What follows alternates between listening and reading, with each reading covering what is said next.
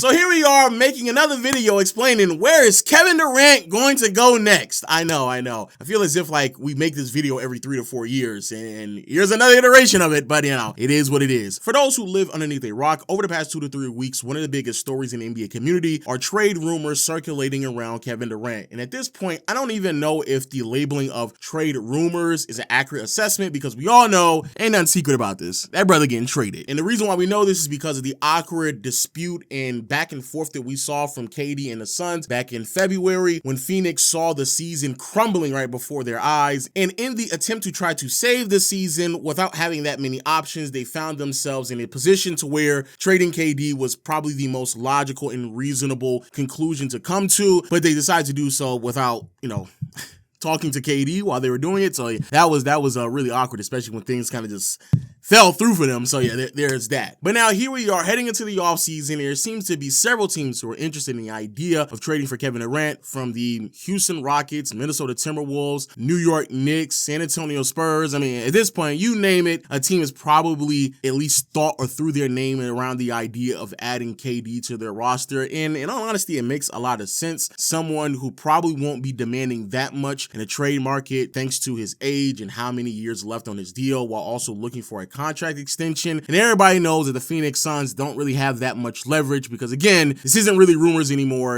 We're definitely going to see KD get traded in the upcoming weeks. And the reason why I personally have not been as invested in this story as a lot of people have been over the past, month and some change now has a lot to do with the fact that I personally believe that trading for KD could be a massive mistake for several teams now. Okay, now that we got that cliffhanger out the way, all y'all gonna be like, oh my God, whoa, trading for KD is a mistake? How? Now, I know. Many of y'all gonna be like, dog, here you go again, clickbait titles, you exaggerating. And it's not really that. I just genuinely believe there has been a new development in the NBA world over the past 5 years that we have seen consistent results of that for whatever reason people continue to ignore. And it does not mean that this mistake could be applicable to every team that is interested in KD, but it seems to be a very consistent theme that tends to follow Kevin Durant over the last 10 years of whatever franchise he played for, and I hope it just doesn't follow for the third. Now, what exactly do I mean by this? Well, over the past 5 years, there's been like this new phenomenon of what it takes to be a championship caliber team. It's been significantly more difficult to reach a level of dominance and sustain that excellence over an extended period of time.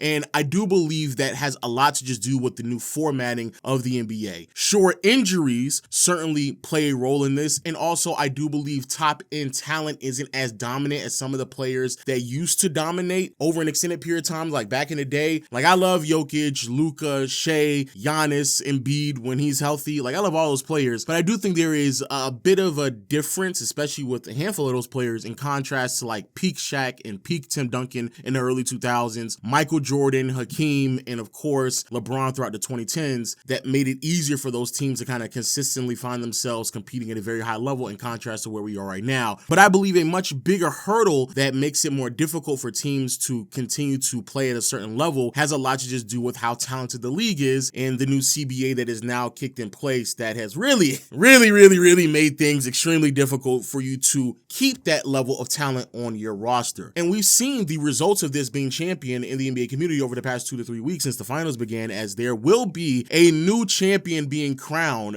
7 straight years of a new champion. This is something that's never happened before. And again, I think a lot of that has to do with how important team building is in today's game. No longer are the years where you can just say, to hell with the rest of the supporting cast, right? And just go out there and get a big three and have the rest of the rotation being Mario Chalmers, Norris Cole, an aging Mike Miller, Ray Allen, Shane Battier. No knock to those guys, but I do believe there is a bit of a difference between the 6 through 9 of that Miami Heat team that dominated the Eastern Conference and dominated the NBA for whatever 2 to 3 years it was, in contrast to the 6 through 9 that we see in today's game from teams that are not even in the NBA Finals right now, such as the Minnesota Timberwolves or even the Boston Celtics when they are 100% healthy. And I do believe that has been a major contributing factor to why it makes it significantly more difficult for certain teams to repeat and again sustain a level of dominance, which then, using hindsight, makes it it really difficult to watch a lot of teams kind of flounder away a lot of talent over the past 5 years. So you can have a team that's really well-rounded and built around a duo in AD and LeBron, but after a while, when you lose KCP, lose Alex Caruso, don't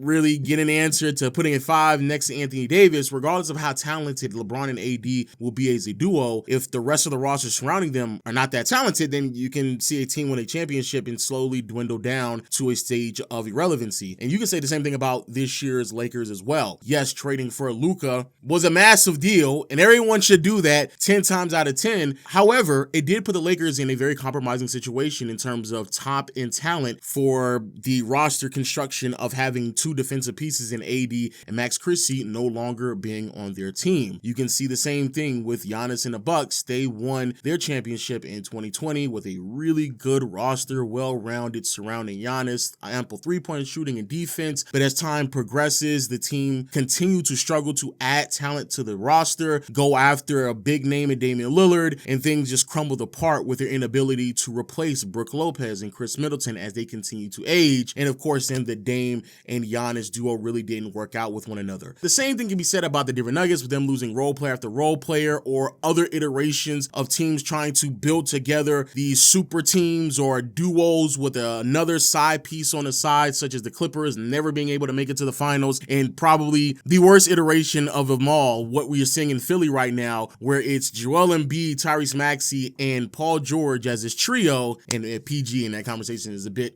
excessive, but you kind of get my point. Yes, the idea of having that much star power looks great on paper, but if the rest of the roster consists of what the Sixers roster looks like, it does beg to question how valuable is it truly to say you just have that third star on your roster rather than just having two really good pieces, heck, maybe even one with some ascending players in place of the role players, and then kind of just building out the rest of the roster in that direction. And I do believe that is a problem that Kevin Durant has found himself in over the past two teams he's played for. We saw it out in Brooklyn, where originally the idea of having Kyrie and KD on a roster with a really solid head coach and supporting cast members that featured Jared Allen and Karis LeVert made a lot of sense, but then they compromised a lot of that depth, talent, flexibility, and just overall asset management to go after someone like James Harden. And sure, injuries certainly played a role into why that big three out in Brooklyn didn't work, but I also believe, again, putting yourself in that situation to over leverage yourself and just relying on three players was bound to fail. You're basically just holding on very tightly to everybody just stays healthy, and I just don't think that is a way to win basketball games, and certainly isn't a way to achieve a level of dominance that can be held over an extended period of time. And here we are in Phoenix, and it's a very similar situation. The patterns are very clear here. KD gets traded. The Suns have to give up a lot of who they are in terms of their identity to receive KD, and then they give up even more in pursuit of Bradley Beal, which then results into a Phoenix team that, in my opinion, in all honesty, was like a move or two away from kind of getting back to competing at a really high level, to now a team that can't even make a play-in appearance, which is really, really pitiful. Now, again, I want to be clear. This isn't necessarily like me complaining about Kevin Durant and who he is as a player, even though I do believe that I don't think it's a coincidence that a lot of the older players who are on these ridiculous contracts, they do play a role in this because of how much money they're getting paid, how much of the salary cap they're taking up, in contrast to how much talent still needs to get put around them. I do think that also is a part of this puzzle that cannot be overlooked. And if you are in a situation to where you can add KD on your roster, you not only need to ask yourself, hey, where does Kevin Durant want to go and what does Phoenix receive? But you also need to ask yourself, before you start piecing together these hypothetical trades, does this trade compromise the roster that's trying to acquire KD so much so that it actually puts them in a worse situation than they were before? And a lot of people don't want to acknowledge that reality, but it is one that has been, again, consistent over the past 5 years now. And this is the same thing that can be said for Giannis as well. This is a big reason why I don't believe, if you are the Houston Rockets, that you should trade for Giannis, because sure, you have the draft capital, you have flexible contracts, and maybe Milwaukee wants to take a swing at Jalen Green, but adding Giannis to that roster with no three-point shooting, like defensively it sounds great, but is that enough to really make a difference for what they're trying to do? And the same thing can obviously be said about KD as well. Plopping KD on a roster that features a bunch of young defensive-oriented players in some capacity makes a lot of sense due to the athleticism and being able to, shield KD from overextending himself on that side of the floor. But KD also still needs a level of floor spacing. He needs a passer and playmaker because he doesn't shift the defense as much as he used to. It just doesn't justify blindly trading for KD just so you can say, hey, we got KD. And I think that's a lot of teams' problems right now. So even though, yes, Houston sounds nice, and it does seem like Houston is putting themselves in a position to make a trade for KD or for Giannis, I just don't know if that is enough to justify where they need to get to, especially because how much they are probably going to have to compromise in terms of talent to go get these stars. This is a very similar thing I said with the Knicks, and I'm probably going to have to make a completely separate video when it comes to New York. But the fact that the Knicks traded all this draft capital, they also committed themselves financially in the tune of how many millions of dollars for OG Anunoby, and then their second star that they wanted to put alongside Brunson was Towns. Great story this year, got further than I and many other people anticipated, but the ceiling is very clear and defined, and it's not one to win a championship because the roster is still extraordinarily flawed. And I think that is still applicable to the Indiana Pacers and the Oklahoma City Thunder as well. But the difference is that both of these rosters have the ability to run different lineups. They're very flexible in what they can or cannot do because they have the ability of doing so thanks to how deep their roster runs. It's not just the same 7 to 8 players out there trying to figure it out on the fly. If they need to, Benedict Mathurin can kind of pull out of nowhere and just give you 22 points out of the blue. And on the other hand, Alex Caruso can also win you a bunch of games as well instead of just having to overly depend on the starting five. And I believe that that is a situation that KD might find himself in yet again, and a problem that I've seen a lot of teams deal with over the past 4 to 5 years. So which teams make the most sense? In my opinion, with the amount of money that Durant is making, I'm going to have to just X out Houston and New York. I think KD is making like $55 million this upcoming season while also looking to get a contract extension as well. And both of these rosters, especially Houston, they still have a lot of room to grow. I think you can still make a little bit of noise around the margins before you have to commit to such a big name that is at a very, very advanced age. And on top of that, and I've said this several times before, bro,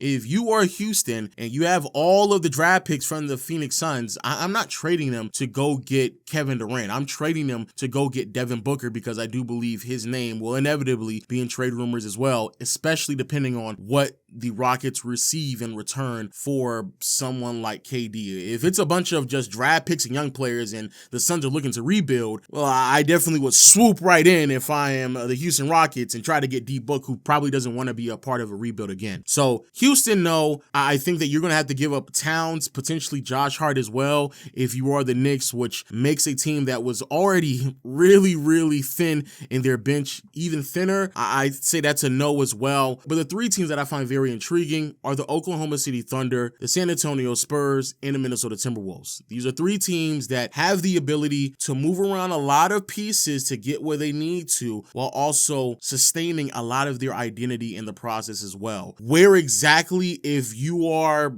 Kevin Durant, where do you want to land has a lot to just go with how much of a learning curve you want to see with some of these players. I think if he lands in Minnesota, it's pretty instantaneous, the type of impact that he would have on that roster, which is why I think a lot of people have been leaning towards the idea that if KD is willing to kind of hold off until July 1st, when free agency truly kicks in and some of the players comes off the books for Minnesota, and it makes things much smoother for both Minnesota and Phoenix to make a trade, that right there would make a lot of a difference in terms of what can be in return for both of these teams. But I do think that if there's going to be something immediate, what happens in these finals will certainly dictate what a lot of teams tend to do. Because if you're OKC and you can't pull off this win, I can certainly see them panic trading, moving J-Dub, a bunch of draft capital, as well as Isaiah Hartenstein, because he just has not been as impactful in certain rounds in the playoffs, depending on the matchup, for Kevin Durant to fulfill a lot of that scoring punch that you're missing in that half-court offense. And so I can see that happening. But in my opinion, the team that makes the most sense, and this goes for Giannis as well, are the San Antonio Spurs. They have a top draft pick this year. They have a bunch of young players as well. They have contracts contracts that can be moved, and all of this can be done while keeping the identity of having Wemby, of having De'Aaron Fox, and a lot of other core principal pieces to this team as well. And part of the reason why a lot of this is still functionally possible is because you can have someone like Wemby, who was on a rookie deal but plays at an all-NBA level, which is something else that has been a reoccurring theme throughout the last 4 to 5 years. But even then, when it comes to the Spurs, I can even see them potentially turned off on the idea just because the window of opportunity to go for KD is very, very small, which I think is another problem that you potentially are going to compromise. How much time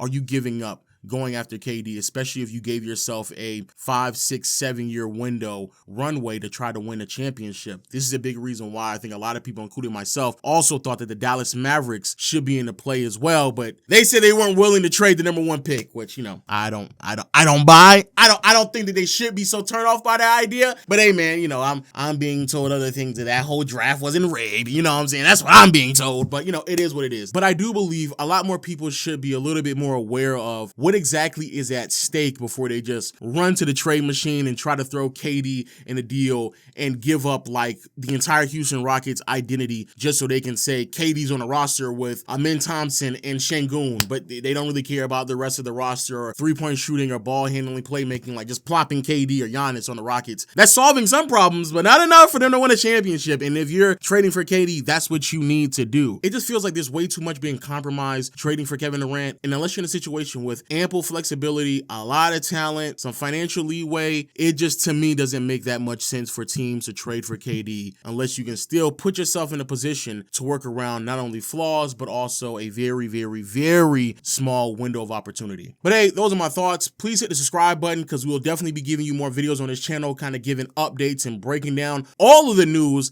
that is circulating heading into the NBA offseason, as well as some videos as well talking about the finals because it is a very interesting one to me. But until next time, I'll see you all later. Peace.